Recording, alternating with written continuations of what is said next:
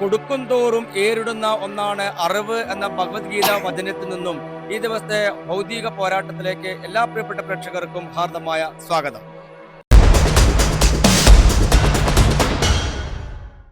Sport മീഡിയയുടെ sport ക്വിസിന്റെ ഈ ദിവസത്തെ അധ്യായം ഞങ്ങൾ ചിത്രീകരിക്കുന്നത് മുതുകുറ്റി UP സ്കൂളിൽ വെച്ച് തന്നെയാണ്. ഇവിടുത്തെ ഈ മത്സരാർത്ഥികളെ ആരൊക്കെയാണ്, എന്തൊക്കെയാണ് അവരുടെ പേരുകൾ, എവിടെ നിന്നൊക്കെ വരുന്നു എന്നൊക്കെ പരിചയപ്പെടാം. മോനെ പേരെന്താ? മുഹമ്മദ് അമീൻ. എവിടുന്ന വരുന്നത്? ആർ വി മട്ട. മുഹമ്മദ് ഈ സ്കൂളിൽ എത്ര ക്ലാസ് പഠിക്കുക? 6ാം ക്ലാസ്. പേര് പറയുമ്പോളെ? വേദ എത്ര ക്ലാസ് പഠിക്കുക? 7th. പഠിക്കുന്നത് എത്ര ക്ലാസ്സിലാ? 7. സഫ ഫാത്തിമ എത്ര ക്ലാസ് പഠിക്കുക? 6ാം ക്ലാസ്. മക്കളെ, ഞങ്ങൾ വരുന്നത് സ്പോർട്ട് മീഡിയ എന്ന് പറയുന്ന ഒരു ചാനലിൽ നിന്നാണ്. സ്പോർട്ട് ക്വിസാണ് നമ്മുടെ ഏറ്റവും പ്രധാനപ്പെട്ട ഒരു പ്രോഗ്രാം. അതിൽ നിങ്ങളെപ്പോലുള്ള കുട്ടികളോടും ഏട്ടന്മാരോടും മുതിർന്നവരോടും യുവജനങ്ങളോടും ഒക്കെ ഇതുപോലെ ചോദ്യങ്ങൾ ചോദിക്കും. അപ്പോൾ അങ്ങനെ ചോദിക്കുക, 3 ചോദ്യങ്ങളാണ് ചോദിക്കുക. 3 ചോദ്യങ്ങൾക്കും മക്കളെ ശരിയായ ഉത്തരമാണ് പറയുന്നതെങ്കിൽ ആകർഷകമായിട്ടുള്ള ഒരു സമ്മാനങ്ങൾ ചാനലിന്റെ വക നിങ്ങൾക്കുണ്ടായിരിക്കും. ഇതിൽ ചോദ്യങ്ങൾക്ക് ഉത്തരം പറയാൻ തയ്യാറായിട്ട് നിൽക്കുന്നത് ആരാണ്? വേദയാണ് ഉത്തരമായിട്ട് പറയുക ചോദ്യങ്ങൾക്ക്, അല്ലേ? ശരിയല്ലേ? അപ്പോ വേദന നിങ്ങൾക്ക് 3 പേർക്കും സഹായം കൊടുക്കുക. ആദ്യത്തെ 2 ചോദ്യങ്ങൾക്ക് സഹായങ്ങൾ കൊടുക്കാം. റെഡിയല്ലേ? ടെൻഷനൊന്നുമില്ലല്ലോ. നന്നായിട്ട് പോകട്ടെ. തുടങ്ങാം നമുക്ക്. മക്കൾക്ക് ഏറ്റവും ഇഷ്ടപ്പെട്ട പൂവ് ഏതാണ്? റോസ്, താമര, മുല്ല, ജാസ്മിൻ. ശരി, ഞാൻ വളരെ ലളിതമായുള്ള ചോദ്യമാണ്, തെറ്റിച്ച് കളയാൻ പാടില്ല. ഏതാണ് ഇന്ത്യയുടെ ദേശീയ പുഷ്പമായിട്ട് കരുതപ്പെടുന്നത്? ഇന്ത്യയുടെ ദേശീയ പുഷ്പം ഏതാണ് എന്നാണ് എൻ്റെ ആദ്യത്തെ ചോദ്യം. താമര. താമര എന്ന് പറയുന്ന ഉത്തരം, വേദ പറഞ്ഞ ഉത്തരം ഞാൻ ഉറപ്പിക്കട്ടെ മക്കളെ? ആണോ? ആണ്. എന്താ പറയുന്നത്? താമര എന്ന് ഉറപ്പിക്കട്ടെ? താമര എന്ന് പറയുന്ന ഉത്തരം പൂർണ്ണമായിട്ടും ശരിയായ ഉത്തരം തന്നെയാണ്. കൺഗ്രാജുലേഷൻ. നല്ലൊരു ക്ലാപ്പ് അടിച്ചോ. നിങ്ങളെ തന്നെ പ്രോത്സാഹിപ്പിക്കണം കേട്ടാ. റെഡിയല്ലേ? ഒരുപക്ഷെ നമ്മളെ പ്രോത്സാഹിപ്പിക്കാൻ തുടക്കത്തിൽ ആരും ഉണ്ടാകണമെന്നില്ല. നമ്മൾ വളർന്ന് വലുതായി കഴിഞ്ഞ് റിസൾട്ടൊക്കെ ഉണ്ടാകുമ്പോൾ ചിലപ്പോൾ കൈയടിക്കാനും പ്രോത്സാഹിപ്പിക്കാനും അനുമോദനം ചെയ്യാനൊക്കെ ആളുകൾ വരും. അപ്പൊ തുടക്കത്തിൽ നമ്മളെ തന്നെ ഒന്ന് പ്രോത്സാഹിപ്പിക്കണം. അതെങ്ങനെയാ? നിങ്ങളെ തന്നെ പ്രോത്സാഹിപ്പിക്കുക.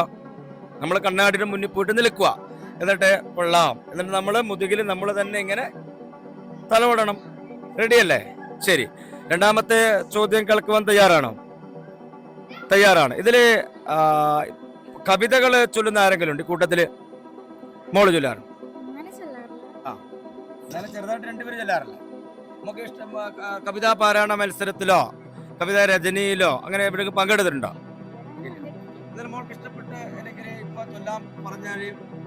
ചൊല്ലാൻ പറ്റുന്ന ഒരു 4 വരി കവിത പ്രേക്ഷകർക്ക് വേണ്ടി ചൊല്ലൂല്ലേ? ഓക്കെ.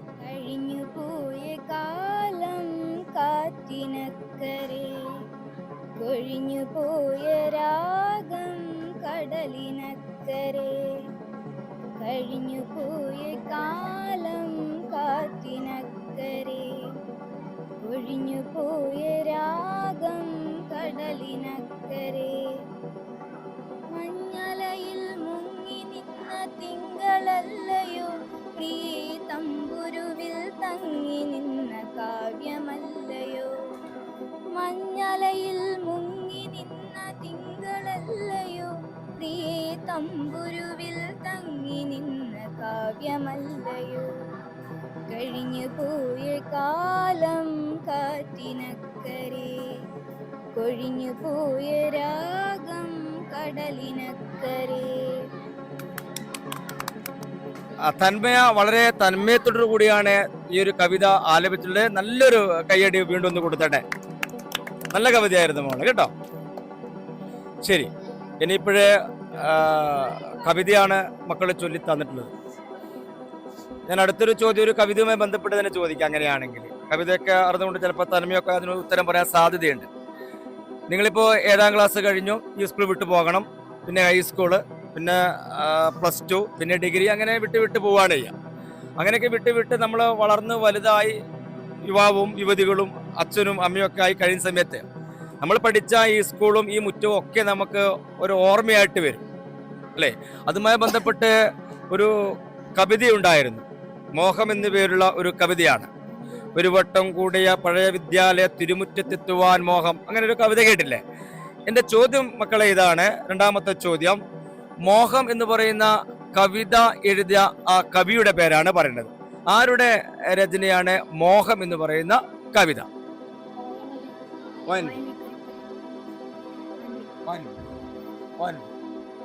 ഉറപ്പിക്കട്ടെ. ONV കുറുപ്പ് എന്ന് 4 പേരും ഒരേ സ്വരത്തിൽ പറഞ്ഞ ഉത്തരം പൂർണ്ണമായും ശരിയായ ഉത്തരം തന്നെയാണ്. കൺഗ്രാറ്റുലേഷൻസ്. അവ 2 ചോദ്യങ്ങൾക്ക് വളരെ എളുപ്പത്തിൽ തന്നെ ഉത്തരങ്ങൾ പറഞ്ഞു അല്ലേ. ഇനി നിങ്ങൾ ആകാംക്ഷയോടെ കാത്തിരിക്കുന്നത് ആ മെഗാ സമ്മാനത്തിന് വേണ്ടിയിട്ടായിരിക്കും.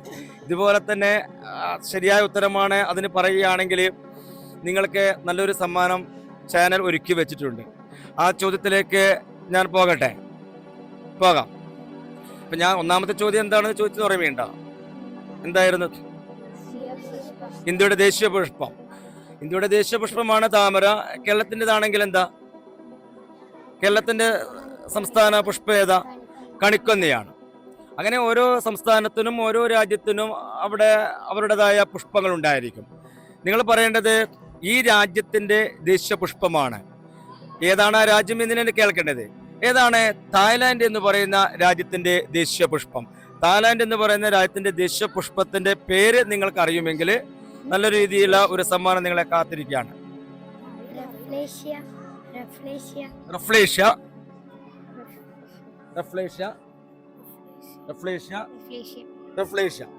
ഉറപ്പിക്കട്ടെ. റഫ്ലേഷ്യ എന്ന് പറയുന്ന ഉത്തരം പൂർണ്ണമായിട്ടും ശരിയായ ഉത്തരമാണെങ്കിൽ നല്ലൊരു സമ്മാനമാണ് നിങ്ങളെ കാത്തിരിക്കുന്നത്.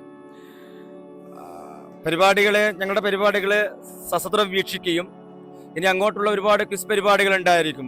ഒത്തിരി പരിപാടികൾ നിങ്ങളുടെ മുന്നിലേക്ക് വരികയാണ്. സ്കൂൾ തലത്തിലും അല്ലാതെയും ഞങ്ങളുടേതായിട്ട് ഒരുപാട് പ്രോഗ്രാംസ് ഒക്കെ വരുന്നുണ്ട്.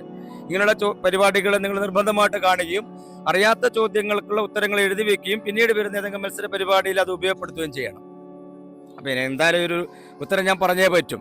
ഇവർ പറഞ്ഞ ഉത്തരം റഫ്ലേഷ്യ എന്ന് പറയുന്നത് ലോകത്തിലെ ഏറ്റവും വലിയ പൂവ് ഏതാണെന്ന് ചോദിച്ചു കഴിഞ്ഞാൽ നിങ്ങൾ പറഞ്ഞ ഉത്തരം ശരി തന്നെയാണ്, റഫ്ലേഷ്യാണ് അല്ലേ.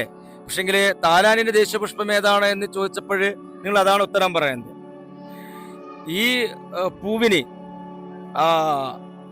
അമലതായി എന്ന് ഹിന്ദിയിലും കൊന്ത്രക്കായ് എന്ന് തെലുങ്കിലൊക്കെ അറിയപ്പെടുന്നുണ്ട്. നമ്മുടെ വീട്ടിന്റെ മുറ്റത്തൊക്കെ ഉണ്ടാവുന്ന നമ്മുടെ കേരളത്തിന്റെ സംസ്ഥാന പുഷ്പമായ കണിക്കൊന്നയായിരുന്നു അതിന്റെ ശരിയായ ഉത്തരം. കണിക്കൊന്നയുടെ പേര് പരാമർശിച്ചുകൊണ്ടാണല്ലോ എൻ്റെ മൂന്നാമത്തെ ചോദ്യം ഞാൻ ആരംഭിച്ചത്. കണിക്കൊന്ന നിങ്ങൾ പറയുകയാണെങ്കിൽ നല്ലൊരു സമ്മാനം കിട്ടുമായിരുന്നു. ഏതായാലും സാരമില്ല മക്കളെ, നന്നായിട്ട് ഞങ്ങളുടെ കൂടെ നിങ്ങൾ ഒത്തുചേർന്നിട്ടുണ്ട്. ഞങ്ങളുടെ സ്നേഹാന്വേഷണങ്ങൾ നിങ്ങളുടെ വീട്ടിലെല്ലാവരോടും പറയണം, ബന്ധുക്കളോടൊക്കെ പറയണം. ഈ എപ്പിസോഡ് ടെലികാസ്റ്റ് ചെയ്യുന്ന ദിവസം അവരോടൊക്കെ പറയണം, കാണുവാൻ വേണ്ടി പറയണം. ഇഷ്ടപ്പെടുകയാണെങ്കിൽ സബ്സ്ക്രൈബ് ചെയ്യാൻ വേണ്ടി പറയണം.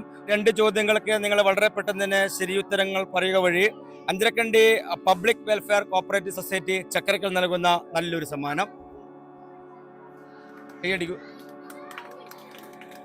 ആർട്ടിക്ക മൊമെന്റ്സ് ചക്കരക്കൽ നൽകുന്ന മറ്റൊരു സമ്മാനം. ഏതായാലും ഒത്തിരി സന്തോഷമുണ്ട് ഞങ്ങൾക്ക്. ഈ കേരളത്തിലെ തന്നെ കണ്ണൂർ ജില്ലയിലെ ഏറ്റവും മികച്ച വിദ്യാലയമായ മുതുകുറ്റി UP സ്കൂളിൻ്റെ മുറ്റത്ത് വെച്ച് ഇങ്ങനെയൊരു വൈജ്ഞാനിക പോരാട്ടത്തിന് നന്ദി കുറിക്കാൻ സാധിച്ചതിന് കൂടുതൽ നല്ല ചോദ്യങ്ങളും നല്ല മത്സരാർത്ഥികളും ഉത്തരങ്ങളും ചോദ്യങ്ങളുമായി നമുക്ക് വീണ്ടും കാണാം. അതുവരേക്കും good bye from PV Prashant.